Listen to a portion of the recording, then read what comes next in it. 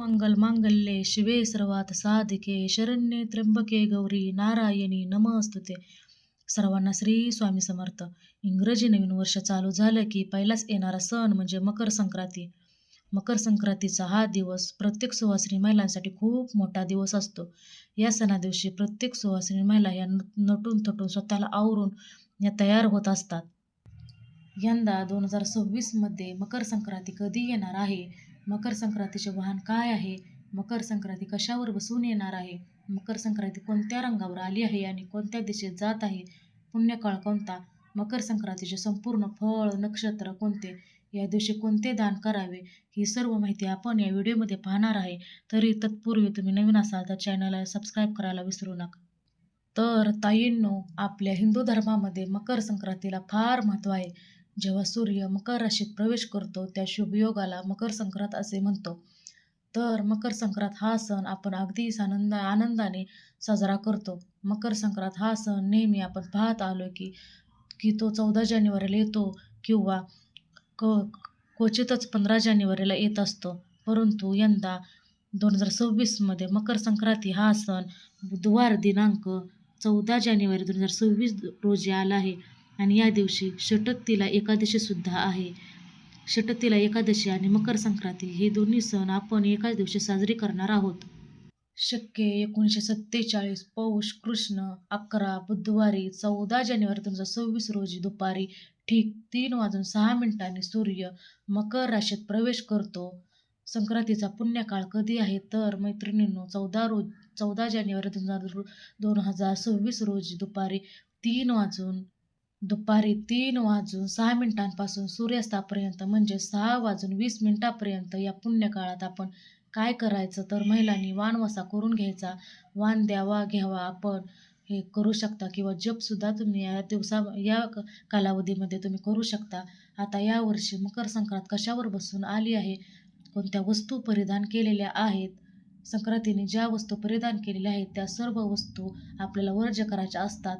तर यावर्षी सूर्याचे मकर संक्रमण बालव कारणावर होत असल्याने वाहक असून उपवाहन हा घोडा आहे.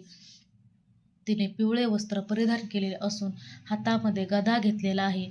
तिने केशरचा टिळा देखील लावलेला आहे. वयाने कुमारी असून तिने वासाकरता जाईचे फूल घेतलेले आहे. पायस भक्षण करीत आहे. बघा, पायस म्हणजे काय तर पायस म्हणजे दुधाची खीर आहे. त्यामुळे शक्यतो आपण संक्रांती दिवशी दुधाचे पदार्थ खाणं टाळायचं आहे. संक्रांती ही पूर्वेकडून पश्चिमेत जात आहे, वायव्य दिशेत पाहत आहे.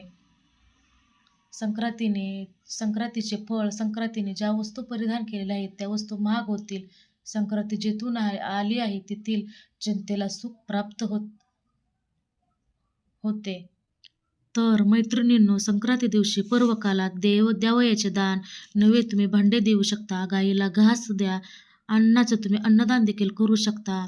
गूळ, तीळ, सोने, भूमी, गाय, वस्त्र, घोडा इत्यादी यथाशक्ती हे तुम्ही दानी करू शकतात. किंक्रांत ही करीदिन गुरुवारी दिनांक 15 जानेवारी 2026 रोजी आहे आणि संक्रांतीमध्ये आपण कोणती कामे करायची नाहीत.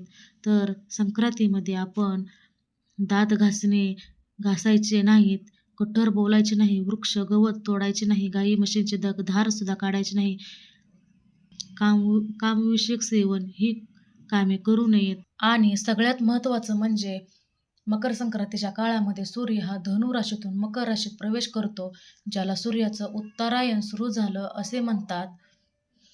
आणि या काळामध्ये दिवस हा तिळातिळाने मोठा होतो आणि रात्र लहान होत असते.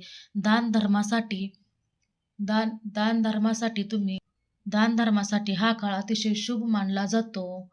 बघा, मकर संक्रांती ही संक्रांतीच्या दिवसापासून ते रथसप्तमीपर्यंत बायका ह्या हळदी कुंकवाचा कार्यक्रम ह्या करत असतात. संक्रांतीने ज्या वस्तू परिधान केलेल्या आहेत त्या वस्तू आपण वर्ज्य करायच्या आहेत.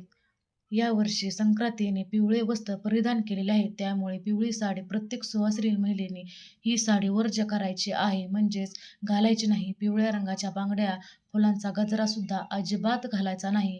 आता आपण जाणून घेणार आहोत की या दिवशी कोणते धार्मिक उपाय करायचे आहेत. या दिवशी धार्मिक उपाय म्हणजे सकाळी तीळ मिश्रित पाण्याने तुम्ही आंघोळसुद्धा करू शकता. मागील वर्षी संक्रांतीला सुद्धा पिवळा रंगच वर्ज्य करायचा होता आणि या संक्रांतीला देखील पिवळाच रंग वर्ज्य करायचा आहे. तर अशा पद्धतीने या वर्षाची मकर संक्रांती या शुभ तिथीचा आपण सदुपयोग केला आणि या दिवशी भगवान सूर्याची, भगवान विष्णूची सेवा करा. आपल्या जीवनातील अंधकार नष्ट होईल, आपल्या जीवनामध्ये सकारात्मक येईल. तर हा महत्त्वाचा व्हिडिओ तुमच्यासोबत शेअर करायचा होता.